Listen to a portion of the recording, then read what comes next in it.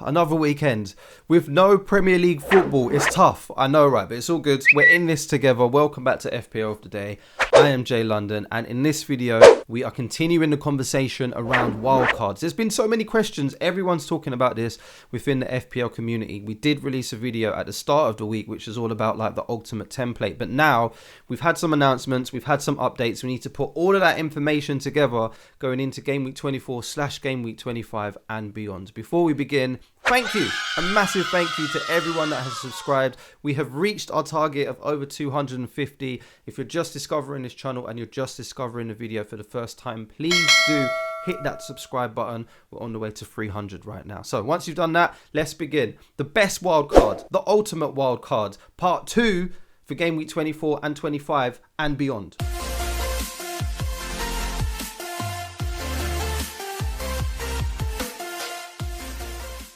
So first and foremost, as we say, we had the underwhelming news that there's going to be a double game week in game week 25. Manchester United are going to be playing Southampton and Brighton. And then Brighton obviously means that they're playing Man United, but they're going to be playing Watford before that. Hopefully there's going to be no COVID cancellations or restrictions or game postponements or anything like that, because the Premier League have clamped down on it a little bit. So yeah, game week 24 is first. It's funny, I did put a tweet out at the beginning of the week saying like, it's game week 23 is not even over yet, and we're already looking ahead to 25. But I get it, I understand. Dennis scarred us, right? So we need to make sure that we're taking this into consideration. Let's have a look at the fixtures before we start putting the team together. Big shout out Lego Mane _FPL. There's quite a few people that put spreadsheets together with the fixtures. Obviously the Fantasy Premier League have their own one as well, but this one for me was very easy on the eye. So big shout out to Lego Mane. Hope you don't mind me borrowing your spreadsheet right here. Having a look at the fixtures, as I say, nice and easy on the eye. We've got Man City, looks nice and green. Man United, the double fixtures are in there, so are Brighton's. But we need to be taking a lot of these into consideration and knowing that there's going to be quite a few games that need to be rescheduled as well. So Lego Mane has also done that as well and given us the games that need to be rescheduled. So yeah, make sure you give him a follow and have a look and be checking out those spreadsheets, because it's going to keep you in the know and it's going to help you to plan your team as things go forward, even after you've used your wild card. Yeah, so some of the teams that we're looking at, obviously Man United, they've got Burnley next in a double fixture. Aston Villa looks nice and green there. Leeds, Newcastle, Watford, Brighton as well. And Chelsea, keep an eye on them, because obviously they've got quite a few blanks coming up, so we don't want to be holding on to any Chelsea players at the moment. But from game week like 28 onwards, the fixtures get really, really good for Chelsea. So yeah, keep that in mind before we put the team together, and make sure if you haven't seen the wildcard draft for game week 24, you're going and checking that out as well, because it contains all of like the template players, the people that you would expect is going to be in a lot of managers' teams going forward into game week 24. This wildcard draft is a little bit more exciting than that one, because it's all about a few more differentials, a few more punts, and you're going to see exactly why, because that midfield, I'm excited about the midfield. Let's just get straight into it. Let's start how we always start, with our enablers, Richardson and Foster. We're not expecting either of these guys to play, but they're nice and cheap. Richardson, I think, is like the cheapest forward in the game at the moment at 4.4. Foster's the cheapest playing goalkeeper at 4.1. So they're there to just do what they do and to allow us to keep on building with the rest of the team and spreading the money all around. You know this. We do this all the time, right? With our wildcards and with our free hits. The keeper that we've gone for in this draft is David De Gea. Why? Why? Are you crazy? I hear you say, because Man United are just not good at keeping clean sheets. We know this. The other option is Sanchez, who I would actually prefer, but Man United do have a game for game week 24. Now we need to remember this, yeah? We're making a wild card for the rest of the season, but we need to keep in mind that there still is a game week to play. I know we're all looking at 25, but 24 is still before 25. And David De Gea has a really nice fixture against Burnley, and then there is the double game week. So yeah, I would definitely go with De Gea. Dave's a little bit more expensive, but it's worth the extra money just to make sure that you have a solid keeper for Burnley. They're probably going to concede Man United, but Dave will get some save points, right?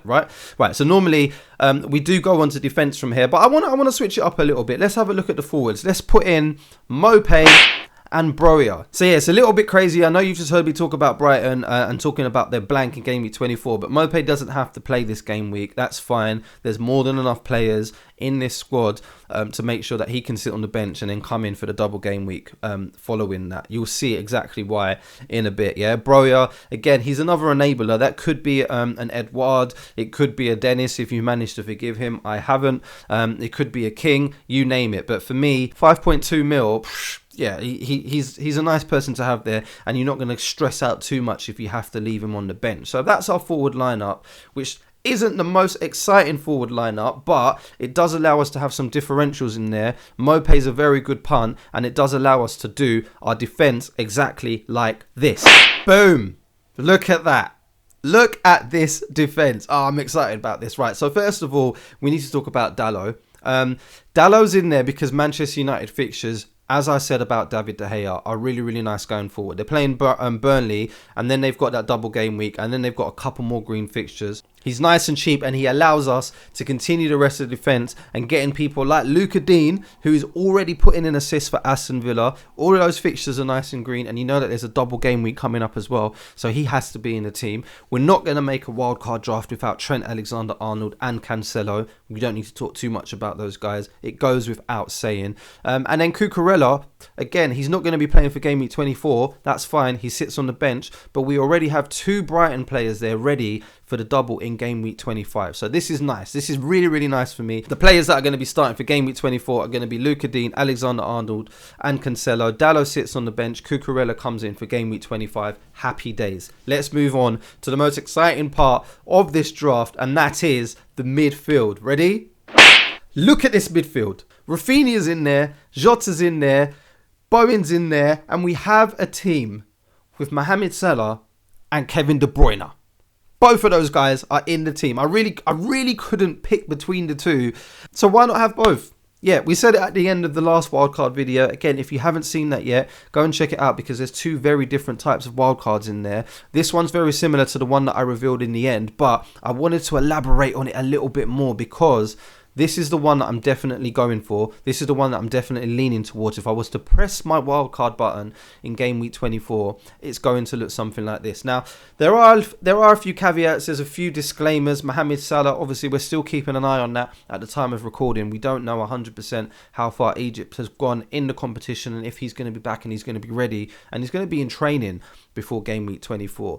And the argument and the conversation that everybody is having in the FPL community at this current stage is, do we put in Salah right from the beginning, or do we hold off to like game week 25, 26, go with like a Bruno Fernandes or a Ronaldo and just kind of risk and hope that Salah doesn't do any damage? So as it stands, De Bruyne's in the team, but he could easily come out for someone like Son or Bruno Fernandes. But I feel like those next few games that De Bruyne have got are very, very strong, and we need to have him in our teams, even if it's up until game week 26. So there are a few caveats. There's a few red flags that we need to consider when we're talking about Manchester City. And big up to FPL Scotty, who managed to point this out on Twitter. We was having a chat about it, and FPL Joe Linton as well. Big up to you guys.